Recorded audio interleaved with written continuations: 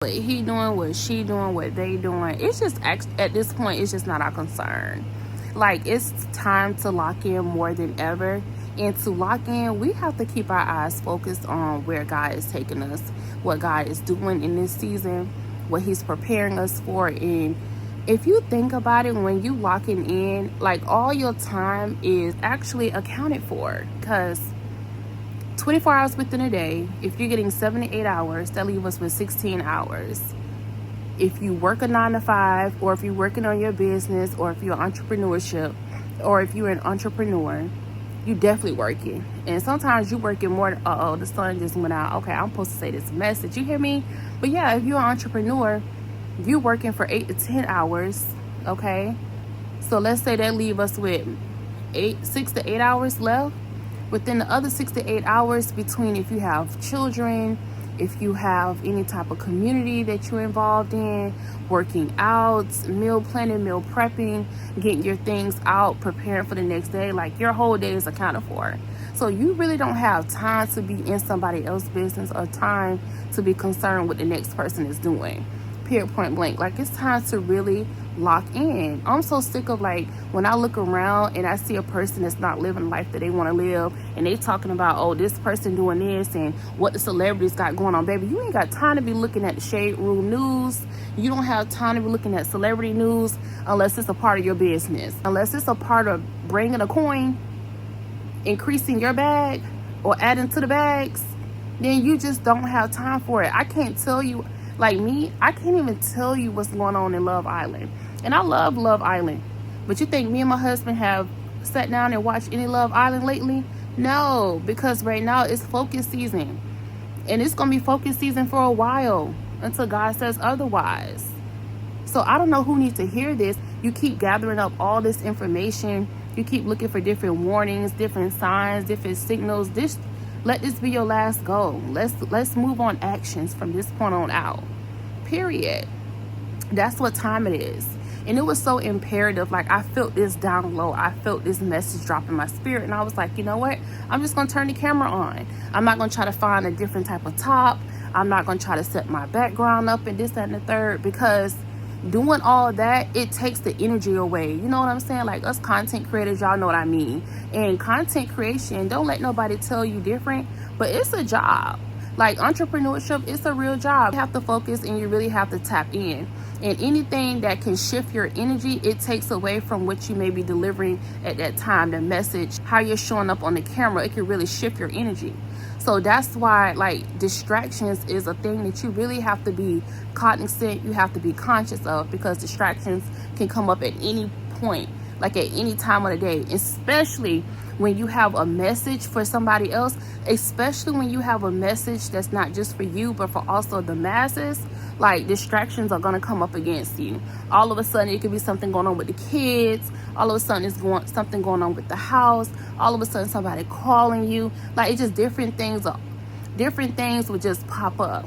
But when you find yourself, when you scrolling nonstop, and it's not something to help increase your education, it's not something that's to help you, tone up your physique, it's not something that's added to the bag, it's not something that's bringing you closer to God, you have hours on hours on hours to just scroll undisturbed. You peep that? I know you peeped it because you're smart. So that's just something, y'all, we have to be cognizant of. We have to be alert.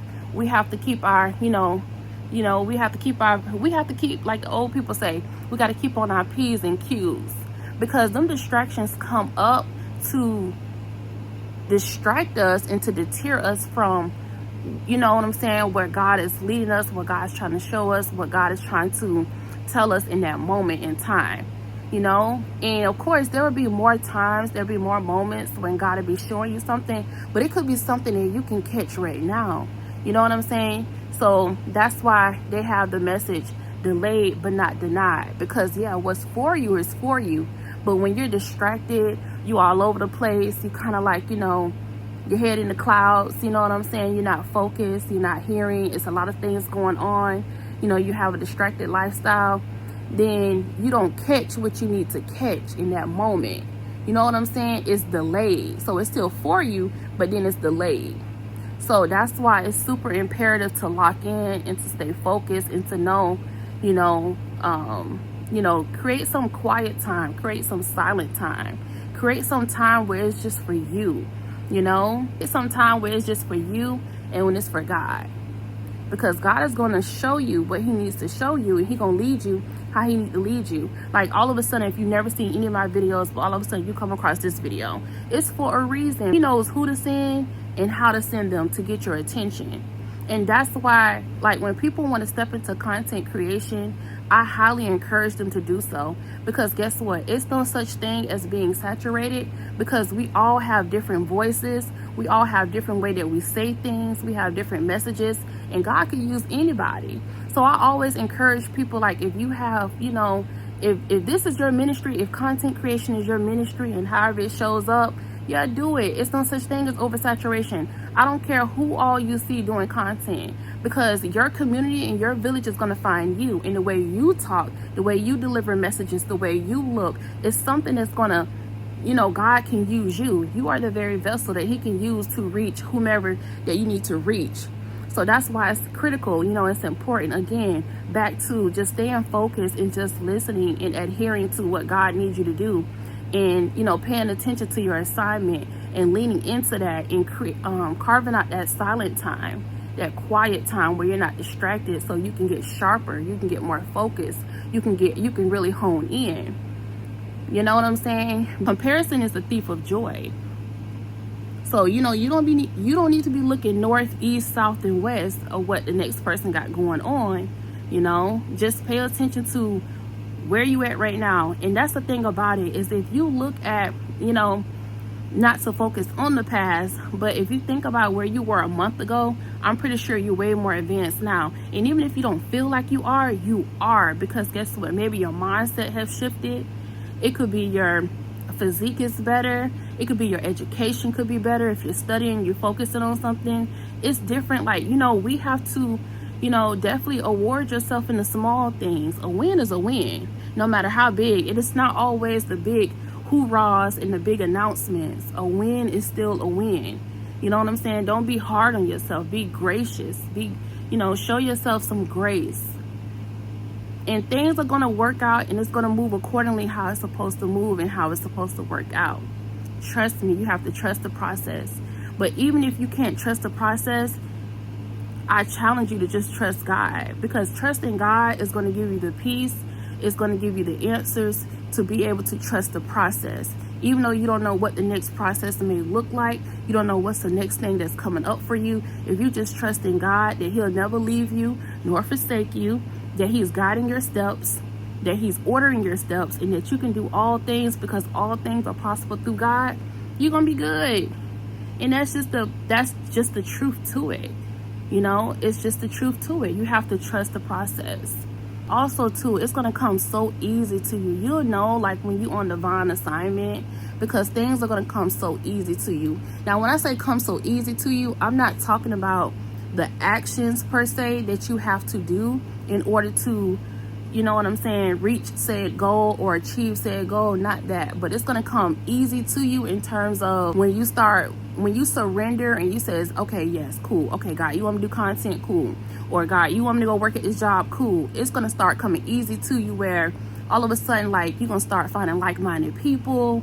You're going to start, maybe somebody gift you with some supplies or gift you with things that's going to help your job become easier. Traffic gets better. Like, it's you'll start noticing that things around you to do that said thing, it's going to start becoming like a flow. It's going to start becoming with some ease to it, period. Now, don't confuse the distractions as if it's not still, like a flow or not ease with it. Because again, distractions are going to come about, but you continue to stay on course. You continue to focus. You continue to pray. You continue to give it to God, and he's going to lead you and he's going to direct you. And I'm telling you, things are going to start flowing for you. You're going to start saying, like, dang, people just being kind to me, or dang, somebody just gave me this and it's gonna help my business, or dang, you know what I'm saying? You just gonna start, like, doors are gonna start opening. I'm telling you. And this is also too for the people that says, because I used to be like this and I had to get out of this mindset. God helped me. God renewed my mindset, and now I no longer think like this. Is that we got to get out of, oh, I don't like people, or I'm not a people person. I stopped saying that. You know why? Because when you believe in God, or you trust your higher power, you believe in the Most High, first of all, he uses people the same way he using you. We're all vessels, right, for the kingdom. So if you have it in your mindset that you're not a people person and that you don't do people, then you could be denying, or you could be just in the way of yourself and deny your very blessings. Because if it doesn't come through people, then how's it gonna come through? You feel me? You hear me? Like, God could use anybody. So don't get in your way. Don't self-sabotage and get in your own way talking about you don't like people, because people are going to be the very thing that God is going to use to be able to, whatever the case may be, open them doors for you. It's going to take people.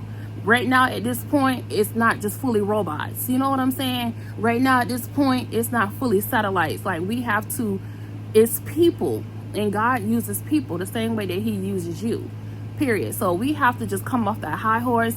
We have to humble ourselves, not be below, but we have to humble ourselves and come off that high horse and know that the same way that he's using me, he could use the next person, and that we're not above anybody, period. You know what I'm saying? I don't give a damn what class the government be talking about, high class, middle class, low class, if there's even such a thing at this point.